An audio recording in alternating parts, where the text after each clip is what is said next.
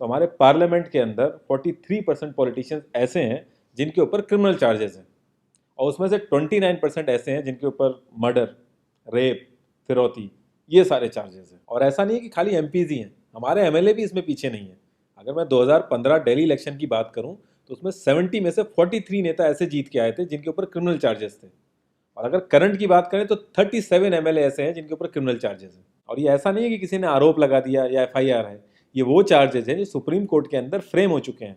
मतलब पुलिस गई है वहाँ पे, उसको एविडेंस कंफर्म हुए, आई विटनेसेस मिले हैं, ये वो चार्जेस हैं।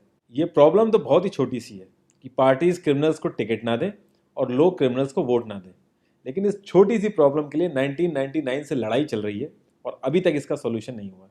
1999 में एसोसिएशन फॉर डेमोक्रेटिक रिफॉर्म, जिसे एडीआर नाम से ज़्यादा जानते हैं लोग, इन्होंने जो भी क्रिमिनल्स हैं पॉलिटिक्स में, इनके लिए एक पीआईएल डाली दिल्ली हाई कोर्ट में, और दिल्ली हाई कोर्ट ने उसको एक्सेप्ट भी कर लिया। जब दिल्ली हाई कोर्ट ने ये पीआईएल एक्सेप्ट की थी तो ये चीज़ वहीं ख़त्म हो गई थी। ये जो नेता जिन्हें हम जिता के लाते हैं ना, ये सब लोगों ने मिल के उस पीआईएल के अगेंस्ट में सुप्रीम कोर्ट में अपील कर दी। जब सुप्रीम कोर्ट से भी इनकी अपील खारिज हो गई तो हमें वो देखने को मिला जो हमने कभी नहीं देखा था, ये सारी पार्टियां एक हो गई। जब हमारे देश की सिक्योरिटी की बात आती है, उरी अटैक हो गया, बालाकोट हो गया, या हमले वाली सिचुएशन बनती है, तब भी ये पार्टियां एक नहीं होती। लेकिन इस चीज़ के लिए ये सारी पार्टियां एक हो गई थी, और ये सारी चीज़ें एक ही जगह आके फंस जाती हैं।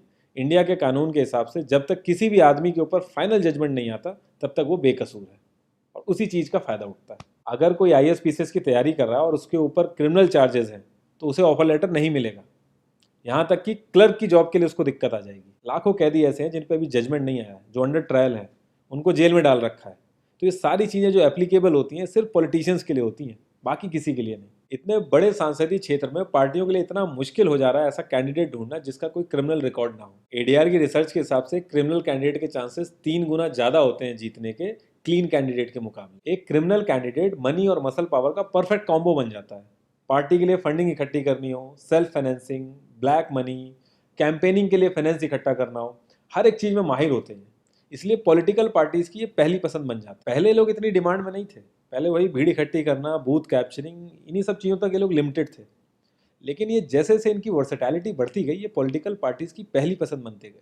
यार पार्टीज की मजबूरी तो समझ में आती है, लेकिन कास्ट और सिस्टम फेलियर की वजह से लोगों की भी मजबूरी बन जाती है इनको वोट देना। आज की डेट में यार एफआईआर करने के लिए भी आपको जुगाड़ की जरूरत होती है, लेकिन वहीं अगर आप अपनी कास्ट वाले नेता के पास जाओगे तो आपका काम हो जाएगा, थोड़ा बहुत आपका हिसाब किताब देखेगा, आपका काम कर देगा वो।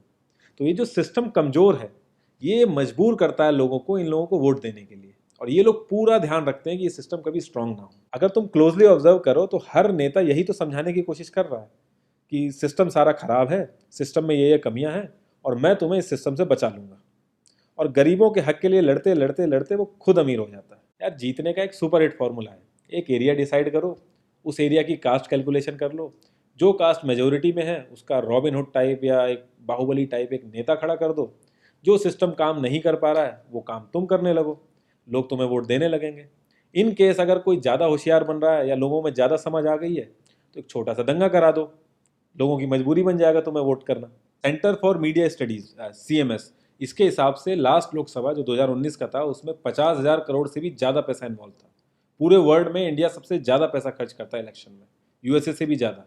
तो यार तुम्हें क्या लगता है इतना पैसा खर्च करके कोई जब आएगा तो वो रिटर्न ऑफ इन्वेस्टमेंट नहीं देखेगा? ऐसे ये सारी पार्टीज आपस में कितना लड़ती रहती हैं, कितने वैचारिक मतभेद हैं इनके आपस में, लेकिन जब भी ट्रांसपेरेंसी इन पार्टी फंडिंग की बात आती है ये सब लोग एक जैसा राग अलापते हैं।